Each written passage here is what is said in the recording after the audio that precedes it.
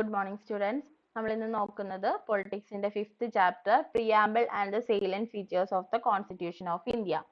നമ്മുടെ ഇന്ത്യയുടെ ഭരണഘടനയിൽ എഴുതപ്പെട്ടിരിക്കുന്ന എന്താ പറയാ പ്രത്യേകതകൾ എന്തൊക്കെയാ, അല്ലെങ്കിൽ പ്രിയാമ്പിൾ എന്ന് പറഞ്ഞാൽ അതിന്റെ തുടക്കത്തിൽ എന്താണ് പറയുന്നത്, ഈ കാര്യങ്ങളെ കുറിച്ചിട്ടാണ് ഈ ചാപ്റ്ററിൽ നമ്മൾ നോക്കുന്നത്. അതിന്റെ ഇൻട്രൊഡക്ഷനിലോട്ട് പോവാം.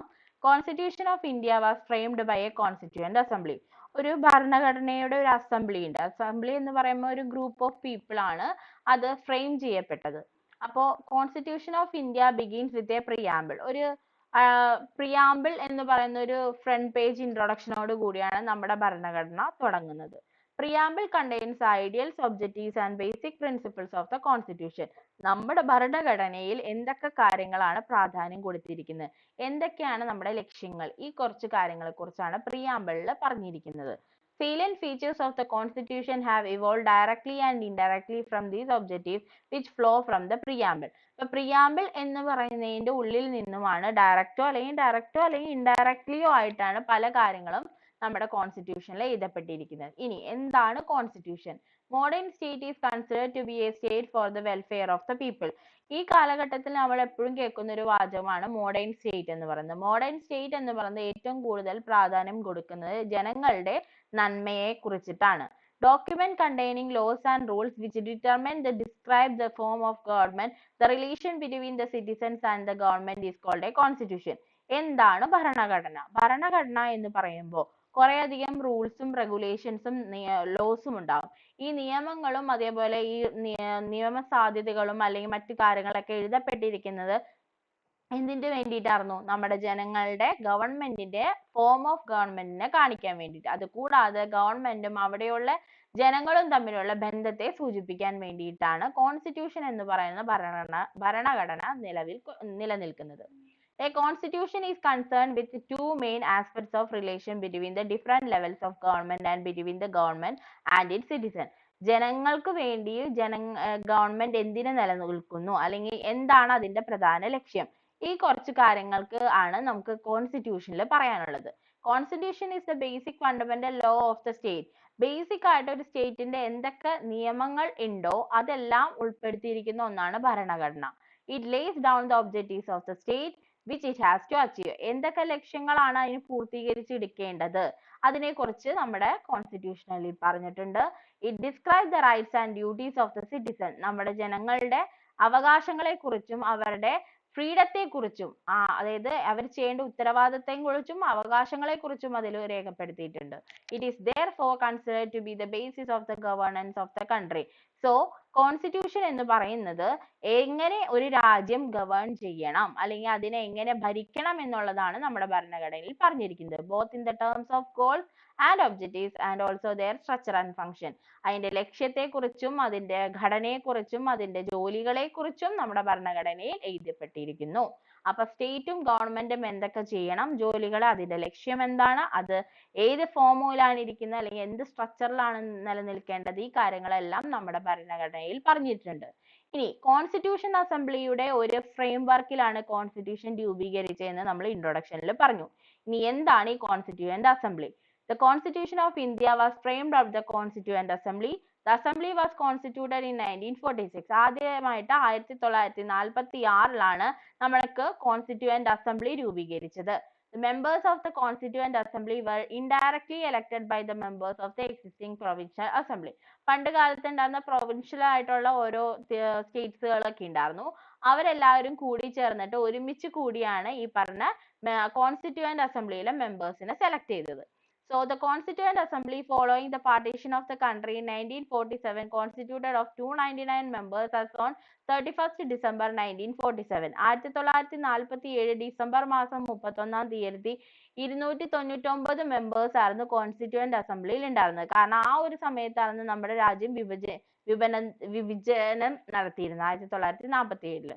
അപ്പോൾ അതിൽ 229 മെമ്പേഴ്സ് were elected by അത് 229 മെമ്പേഴ്സ് നമ്മൾ പ്രൊവിൻഷ്യൽ അസംബ്ലിയിൽ നിന്നും എലക്ട് ചെയ്തതാണ്. ബാക്കിയുള്ളവർ പ്രിൻസി സ്റ്റേറ്റിൽ നിന്നും വന്നവരാണ്. Majority of the members in the constituent assembly belonging to the Congress party. ഇനി ആ കാലഘട്ടത്തിൽ നമുക്ക് അറിയാവുന്ന ഒരൊറ്റ പാർട്ടി മാത്രമാണ്, ഇന്റർനാഷണൽ കോൺഗ്രസ് മാത്രമാണ് നിലവിലുണ്ടായിരുന്നുള്ളൂ. സോ അധികവും മെമ്പേഴ്സ് കോൺസ്റ്റിറ്റ്യൂവന്റ് അസംബ്ലിയിൽ ഉണ്ടായവരെല്ലാം തന്നെ കോൺഗ്രസ് പാർട്ടിയിൽ ഉൾപ്പെടുത്തിയിട്ടുള്ളവരായിരുന്നു. All prominent leaders of the freedom movement were members of the assembly. ഇനി നമ്മുടെ രാജ്യത്തിന് ഫ്രീഡം നേടിക്കൊടുക്കാൻ, സ്വാതന്ത്ര്യം നേടിക്കൊടുക്കാൻ പോരാടിയിട്ടുള്ള എല്ലാ പ്രമുഖരായിട്ടുള്ള ലീഡേഴ്സും നമ്മുടെ ഈ ഒരു കോൺസ്റ്റിറ്റ്യൂവന്റ് അസംബ്ലിയുടെ മെമ്പേഴ്സ് ആയിട്ടിരുന്നു. ഇനി എങ്ങനെയാണ് നമ്മുടെ കോൺസ്റ്റിറ്റ്യൂവന്റ് അസംബ്ലി വർക്ക് ചെയ്തത്? Constituent Assembly was chaired by President of the Assembly. Dr. Rajendra Prasad was elected as a President of the Assembly. അന്നത്തെ നമ്മുടെ ഡോക്ടർ രാജേന്ദ്ര പ്രസാദ് ആണ് കോൺസ്റ്റിറ്റ്യൂവന്റ് അസംബ്ലിയുടെ പ്രസിഡന്റ് ആയിട്ട് തെരഞ്ഞെടുക്കപ്പെട്ടത്. Assembly work with the help of A large number of committees and sub committee. അതായത് ഒരു committee രൂപീകരിച്ചിട്ട് വേണമല്ലോ ഈ നമ്മുടെ ഈ പറഞ്ഞ അസംബ്ലി രൂപീകരിക്കാൻ. സോ കുറെ അധികം കമ്മിറ്റികളും സബ് കമ്മിറ്റികളുടെയും കൂട്ടായ്മയായിരുന്നു ഈ അസംബ്ലി എന്ന് പറയുന്നത്. Committee were of two type, രണ്ട് രീതിയിലുള്ള കമ്മിറ്റികൾ ഉണ്ടായിരുന്നു. Relates to matters concerning with procedure, അതായത് എന്തൊക്കെ നിയമപരമായിട്ട് കാര്യങ്ങൾ ചെയ്ത് തീർക്കണം, പ്രൊസീജിയേഴ്സ് എന്തൊക്കെയാണ് അതുമായിട്ട് കൂടുതൽ റിലേറ്റ് ചെയ്യുന്ന ഒരു കമ്മിറ്റി ഉണ്ടായിരുന്നു. കൺസേൺസ് ഇമ്പോർട്ടന്റ് ഇഷ്യൂ, പ്രധാനപ്പെട്ട പ്രശ്നങ്ങൾ എന്താണെന്നുള്ളത് നോക്കേണ്ട കമ്മിറ്റി ഉണ്ടായിരുന്നു. In addition there was an advisory committee primarily advice from outside, പുറമേ നിന്നും അഭിപ്രായങ്ങൾ കേൾക്കുവാനും അറിയുവാനും സാധിക്കാൻ വേണ്ടിയിട്ടുള്ള ഒരു അഡ്വൈസറി കമ്മിറ്റിയും നമ്മൾ രൂപീകരിച്ചിട്ടുണ്ടായിരുന്നു. Most important committee was the drafting committee. ഈ പറഞ്ഞ കമ്മിറ്റികളിൽ ഏറ്റവും പ്രധാനപ്പെട്ട ഒന്നായിരുന്നു drafting committee. Doctor BR Ambedkar was chairman of the drafting committee. Drafting അതായത് എഴുതപ്പെടുന്ന കമ്മിറ്റി. ഡ്രാഫ്റ്റിംഗ് കമ്മിറ്റി എന്നതിലെ ഏറ്റവും പ്രധാന പൊസിഷനിൽ ഇരുന്ന ചെയർമാൻ ആയിരുന്നു doctor BR Ambedkar. The task of the committee was to prepare the draft of the constitution. നിങ്ങൾക്ക് അറിയുന്ന ഒരു ഡ്രാഫ്റ്റ് അയക്കാൻ മെയിലൊക്കെ പറയത്തില്ലേ, അപ്പോൾ ഒരു കോൺസ്റ്റിറ്റ്യൂഷന്റെ ഡ്രാഫ്റ്റ് എങ്ങനെയായിരിക്കണം അത് പ്രിപ്പയർ ചെയ്യേണ്ട ജോലിയും ചുമതലയൊക്കെ ആ കമ്മിറ്റിക്ക്, അതായത് ഡോക്ടർ BR അംബേദ്കർ ചെയർമാൻ ആയിട്ടിരുന്ന ഡ്രാഫ്റ്റിംഗ് കമ്മിറ്റിക്കായിരുന്നു ആ ടാസ്ക് കൊടുത്തത്. Leaders of the Constituent Assembly were conscious that the need of the hour was general agreement on different issues and principles. പല ആൾക്കാർക്കും പല അഭിപ്രായങ്ങളായിരുന്നു, പല പ്രശ്നങ്ങളായിരുന്നു. അപ്പോൾ എല്ലാവരും എങ്ങനെ പൊതുജനം എങ്ങനെ ഇതിനെ ഒരുമിച്ച് സ്വീകരിക്കും എന്നുള്ള ഒരു ടെൻഷൻ ആയിരുന്നു എല്ലാവർക്കും. As a result, അതിന്റെ ഒരു കാരണം കൊണ്ട് തന്നെ deliberate efforts were made to achieve the consciousness. അതുകൊണ്ട് ആ പ്രശ്നത്തെ പരിഹരിക്കാൻ വേണ്ടി വളരെ ശ്രദ്ധാപൂർവം മാത്രമായിരുന്നു നമ്മുടെ ഡ്രാഫ്റ്റിംഗ് കമ്മിറ്റി ഈ ഒരു കമ്മിറ്റി ഡ്രാഫ്റ്റിംഗ് നടത്തിയിരുന്നത്. As a result, while arriving at any decision, aspirations of the people were uppermost in the minds of the members of the assembly. അപ്പോൾ അസംബ്ലിയിലെ മെമ്പേഴ്സിന്റെ ഏറ്റവും വലിയ അഭിപ്രായത്തെയായിരുന്നു അവിടെ പ്രാധാന്യം കൊടുത്തിരുന്നത്. ഇനി എന്താണ് നമ്മുടെ കോൺസ്റ്റിറ്റ്യൂഷന്റെ ഭരണഘടനയുടെ ലക്ഷ്യങ്ങൾ, അതാണ് ഏറ്റവും നോക്കേണ്ടത്. ഇനി the Constitution of India, Independent India, was framed in the background of 200 years of colonial rule. അതായത് 200ഓളം വർഷങ്ങൾ നമ്മളെ ബ്രിട്ടീഷുകാരുടെ ഭരണത്തിൽ നിന്നും രക്ഷിച്ചതിന് ശേഷമായിരുന്നു ഇൻഡിപെൻഡന്റ് ആയിട്ടുള്ള സ്വാതന്ത്ര്യം ലഭിച്ച ഒരു ഇന്ത്യക്ക് ഭരണഘടന രൂപീകരിച്ചത്. National movement, partition of the country and the spread of communal violence. നമുക്കറിയാവുന്നതാണ്, നമുക്ക് ഇൻഡിപെൻഡൻസിന് മുമ്പ് നമ്മുടെ രാജ്യത്തിന് പലതരത്തിലുള്ള നാഷണൽ മൂവ്മെന്റ്സ് നേരിടേണ്ടതായിട്ട് വന്നിട്ടുണ്ട്. അതുപോലെ രാജ്യം വിഭജിക്കുകയും ചെയ്തു. പിന്നെ അതുകൂടാതെ കമ്മ്യൂണൽ ആയിട്ടുള്ള കുറെ പ്രശ്നങ്ങൾ ഇവിടെ രൂപീകരിച്ചിട്ടുണ്ട്. Therefore, the framers of the constitution were concerned about the aspirations of the people, integrity and unity of the country and establishment of a democratic society. അതുകൊണ്ട് തന്നെ ഈ ഡ്രാഫ്റ്റിംഗ് കമ്മിറ്റിയിൽ ഉണ്ടായിരുന്ന എല്ലാ ആൾക്കാരും ഏറ്റവും കൂടുതൽ ആഗ്രഹിച്ചത് ജനങ്ങളുടെ നന്മയും അവരുടെ ഒത്തൊരുമയും അതേപോലെ തന്നെ ഒരു ഡെമോക്രാറ്റിക് സമൂഹം രൂപീകരിക്കണം എന്നുള്ള ചിന്തയായിരുന്നു. Amongst the members there were some who had held different ideological view. ഈ പറഞ്ഞ മെമ്പേഴ്സിന്റെ ഉള്ളിൽ തന്നെ പല രീതിയിലുള്ള ഐഡിയോളജിക്കൽ വ്യൂ ഉള്ള ആൾക്കാരും അഭിപ്രായക്കാരും ഉണ്ടായിരുന്നു. There were others who were inclined to socialist principles, still others holding Gandhian thinking, but nothing could act as any kind of impediment in the progress of the assembly work because all these members were of liberal life. പല പ്രശ്നങ്ങളിൽ കൂടെയാണ് നമ്മുടെ കോൺസ്റ്റിറ്റ്യൂഷന്റെ ഈ പറഞ്ഞ working നടന്നുകൊണ്ടിരുന്നത്. The main aim was to give India as a constitution which will fulfill the cherished ideas and ideals of the people of the country. അപ്പൊ എങ്ങനെ ഒരു ഭരണഘടന നൽകണം എന്നായിരുന്നു ആഗ്രഹം എന്ന് പറയുന്നത്. ലക്ഷ്യം എന്താണെന്ന് വെച്ചാൽ ചെറിഷ്ഡ് ഐഡിയാസും, അതായത് എല്ലാവർക്കും താല്പര്യവും സന്തോഷം ലഭിക്കുന്ന രീതിയിലുള്ള ഐഡിയൽസും രാജ്യത്തിന് കിട്ടണം എന്ന രീതിയിലാണ് ഭരണഘടന രൂപീകരിച്ചത്. സോ ഈ ഒരു സെക്കൻഡ് പാരഗ്രാഫ് ഉണ്ട്, കോൺഷ്യസ് എഫേർട്ട്. അപ്പൊ അത് ഞാൻ വർഷങ്ങളുടെ കണക്ക് മാത്രമേ ഇതിൽ പറഞ്ഞിട്ടുള്ളൂ. ഇത് എക്സ്പ്ലനേഷന്റെ ആവശ്യമില്ല, ജസ്റ്റ് നിങ്ങൾ അറിഞ്ഞിരിക്കാൻ മാത്രമേ ഉള്ളൂ. അത് എക്സാമിന് ചോദിക്കുന്ന ഒരു മാറ്റർ അല്ല. നമുക്ക് ഇനി പോകേണ്ടത് പ്രിയാമ്പിൾ. ഞാൻ പറഞ്ഞിരുന്നു കോൺസ്റ്റിറ്റ്യൂഷൻ എന്ന് പറയുന്നത് തുടങ്ങുമ്പോൾ തന്നെ കാണുന്ന ആ ഒരു ഇതിൽ കാണുന്നതാണ് preamble. Preamble is like an introduction or preface of A book. നമുക്കറിയാം, നമ്മുടെ ഏതൊരു ടെക്സ്റ്റ് ബുക്ക് എടുത്താലും അതിന്റെ പ്രിഫേസ് കാണാറുണ്ട്. ആ പ്രിഫേസ് ഓഫ് കോൺസ്റ്റിറ്റ്യൂഷനെയാണ് നമ്മൾ പ്രിയാമ്പിൾ എന്ന് പറയുന്നത്. ആസ് ആൻ ഇൻട്രൊഡക്ഷൻ, അതായത് തുടക്കം പോലെ. It is not a part of the content, കണ്ടന്റിന്റെ ഒരു ഭാഗമല്ല. But it explains the processes and the objectives which in the document have given written. ഒരു ഡോക്യുമെന്റിൽ എന്തൊക്കെ പ്രധാനപ്പെട്ട കാര്യങ്ങളും ലക്ഷ്യങ്ങളും അതിന്റെ ആ ഒരു വ്യൂ പോയിന്റും എല്ലാം അടങ്ങിയിരിക്കുന്ന ഒരു എന്താ പറയുക ഇൻട്രൊഡക്ഷൻ ആയിട്ട് നമുക്ക് പ്രിയാമ്പിളിനെ കാണാം. Preamble explain the objectives of the constitution in 2 ways. രണ്ട് രീതിയിലാണ് ഭരണഘടനയുടെ ലക്ഷ്യങ്ങളെ പ്രിയാമ്പിൾ പറഞ്ഞിരിക്കുന്നത്. One about the structure of the governance, അതായത് നമ്മുടെ ഭരണഘടനയിലെ പ്രിൻസിപ്പിളിൽ പറഞ്ഞിരിക്കുന്നത് എന്താണെന്ന് വെച്ചാൽ എങ്ങനെയാണ് നമ്മുടെ ഗവൺമെന്റിന്റെ സ്ട്രക്ചർ. രണ്ട്, about the ideals to be achieved in the independence, അതായത് സ്വാതന്ത്ര്യം ലഭിച്ചിരിക്കുന്ന ഇന്ത്യക്ക് എന്തൊക്കെ നേടിയെടുക്കാനുണ്ട്. ഈ രണ്ട് കാര്യങ്ങളെയാണ് പ്രിയാമ്പിളിൽ പറഞ്ഞിരിക്കുന്നത്. അപ്പൊ അതുകൊണ്ട് തന്നെ അതിന്റെ ഒബ്ജക്റ്റീവ്സ് ഇങ്ങനെയാണ് പറഞ്ഞേക്കുന്നത്. Description of Indian state as A sovereign socialist secular democratic republic, അതായത് എങ്ങനെയായിരിക്കണം നമ്മുടെ ഇന്ത്യ എന്ന് പറയുന്നത്. സോവറിൻ ആയിരിക്കണം, സോഷ്യലിസ്റ്റും സെക്യുലറും ഡെമോക്രാറ്റിക്കും റിപ്പബ്ലിക്കും ആയിരിക്കണം. പിന്നെ പറഞ്ഞൊരു ഇത് provision to all the citizens of India, എല്ലാ ജനങ്ങൾക്കും ജസ്റ്റിസും സോഷ്യലും economic and political liberty of the thought expression faith, ഇതൊക്കെ നിങ്ങൾ പഠിച്ചിട്ടുള്ളതാണ് കുഞ്ഞിലെ, ജസ്റ്റ് വായിച്ചാൽ മതി, ഒക്കെ ഇമ്പോർട്ടൻറ്റ് പോയിന്റ്സ് ആണ്. ഇനി നമ്മളിവിടെ എക്സ്പ്ലെയിൻ ചെയ്തേക്കണേൽ നമ്മുടെ കോൺസ്റ്റിറ്റ്യൂഷൻ എങ്ങനെയാണ്. അപ്പൊ govern sovereign socialist secular democratic republic. First description പറഞ്ഞിരിക്കുന്ന കാര്യമാണ്.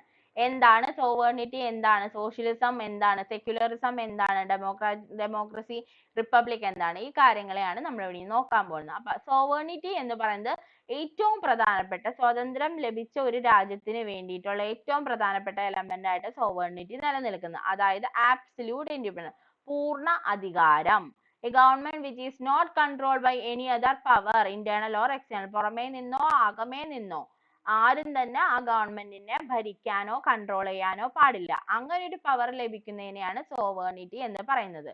ഇനി socialist. Word socialism has been used in the context of economic planning.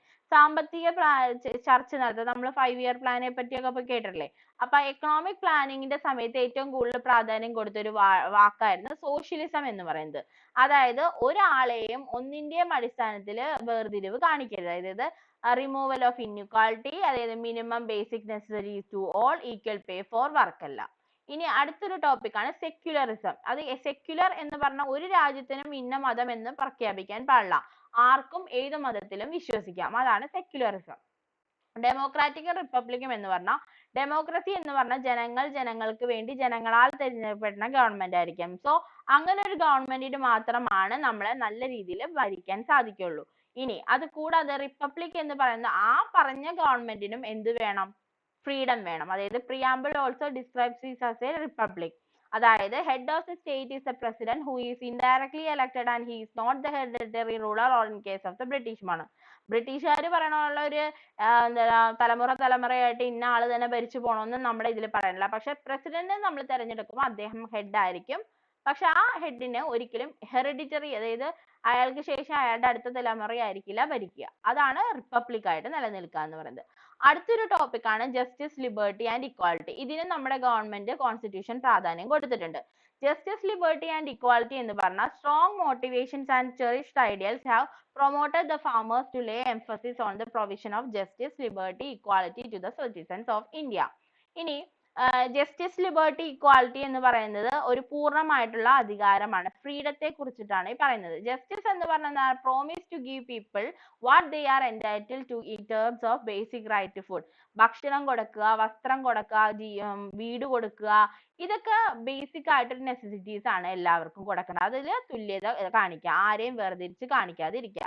രണ്ട്, ലിബർട്ടിയാണ്. ലിബർട്ടി എന്ന് പറഞ്ഞാൽ പൂർണ്ണമായിട്ടും സ്വതന്ത്രമായിരിക്കണം നമ്മുടെ ഭരണഘടന, ഒന്നിന്റെയും കീഴിൽ വർക്ക് ചെയ്യാൻ പാടില്ല. ഫ്രീഡം ഈസ് എന്ന് പറഞ്ഞാൽ ലിബർട്ടി എന്ന രീതിയിൽ നമുക്ക് പറയുമ്പോൾ ഫ്രീഡം ആയിട്ടും പറയാം. അതായത് ഫണ്ടമെന്റൽ റൈറ്റ്സ് പ്രൊവൈഡ് ചെയ്യുന്നുണ്ട് നമ്മുടെ ഗവൺമെന്റ്, അതായത് മൗലിക അവകാശങ്ങൾ. ഇക്വാലിറ്റി എന്ന് പറയുമ്പോൾ നിങ്ങൾക്ക് വേർഡിൽ തന്നെ അറിയാം, ഈക്വൽ റൈറ്റ്സ് ഫോർ ഓൾ. അത് നമ്മുടെ കാസ്റ്റിന്റെയോ സെക്സിന്റെയോ റിലീജിയന്റെയോ അല്ലെങ്കിൽ മതത്തിന്റെ വർഗീയതയുടെ ഒന്നും അടിസ്ഥാനത്തിൽ ആരെയും നമ്മൾ വേർതിരിച്ച് കാണാൻ പാടില്ല. അതാണ് ഇക്വാലിറ്റിയിൽ പറയുന്നത്. ഇനി fraternity, dignity and unity, integrity. ഇത് ശരിക്കും പറഞ്ഞാൽ മൾട്ടി ആയിട്ടുള്ള ലാംഗ്വേജ്, അതായത് പല ലാംഗ്വേജും പല ഭാഷകൾ പദമതങ്ങൾ എല്ലാം ഒരുമിച്ച് നമ്മുടെ രാജ്യത്ത് മാത്രമാണ് നിലവിലുള്ളൂ. അതിന് യാതൊരു എതിരുകളും ഇല്ല. ഇത്രയാണ് മെയിൻ ആയിട്ടുള്ള ടോപ്പിക്കുകൾ നമ്മുടെ പ്രിയാമ്പിളിൽ പറയപ്പെടുന്നത്. പക്ഷെ ഇത് നമ്മുടെ മെയിൻ ആയിട്ട് പ്രിയാമ്പിളിന്റെ കണ്ടന്റ്സ് ആണ്.